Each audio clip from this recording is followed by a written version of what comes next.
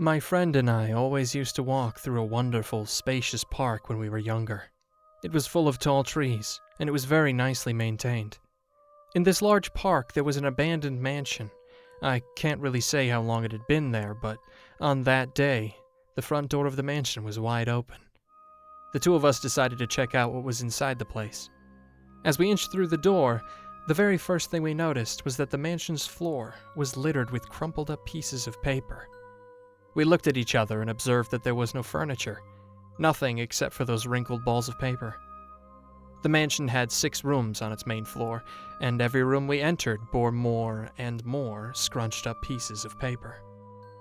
We decided to open up one of the paper balls to see what was inside. Our curiosity got the better of us. I picked up a single wrinkled piece, and as my friend picked up the other, I unfolded my paper, smoothing out its bends and dents. At that moment, it was almost as if a piece of a rainbow emerged before our eyes, and I was suddenly standing next to a large window in one of the upstairs rooms of the house. I was looking outside into the large park. When I looked down at the piece of paper I held, it read, "Look outside the large window that oversees the park in the upstairs parlor." I dropped the piece of paper and it fluttered gracefully to the ground. Meanwhile, I stared at my open hands in a bout of horror. Dazed and utterly perplexed, I found my way downstairs and met up with my friend. He was in the kitchen, sitting at a round table that hadn't been there before.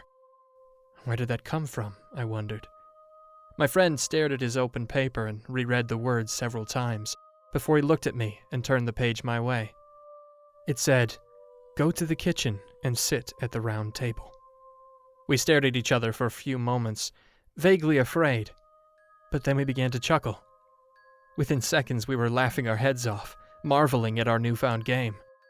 We could hardly believe what had happened, but being young as we were, the mystery was endlessly exciting.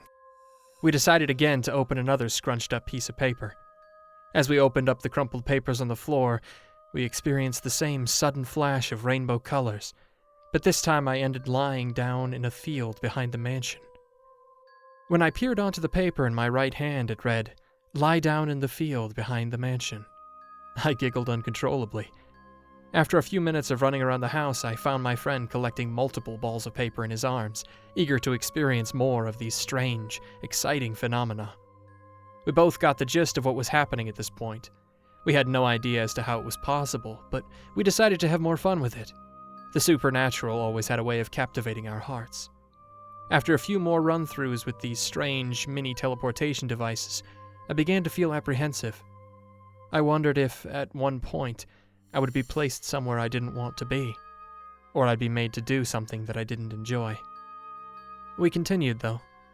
Minute after minute, we unfolded many papers and traveled through bedrooms, closets, trees. But then, after having been on the roof of the mansion, I stood before my friend, dead on the living room floor. I didn't scream. I couldn't. "Murder him," I read on my crumpled page as I felt a surge of vomit and bile rising into my throat. Nothing came out, but the sickness in my throat spread to my stomach, my head, and my heart. I didn't know what to do. At this point, I began to scream and shout, praying to God for this to be a nightmare. I wanted it to go away. I wanted to rewind our day and be outside again, together, walking underneath the trees. All I could do was hide his body in a cupboard.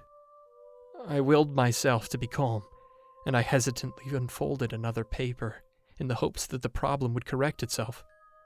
Once again, I saw the colors of the rainbow, and I found myself standing behind a tree several meters away from the house.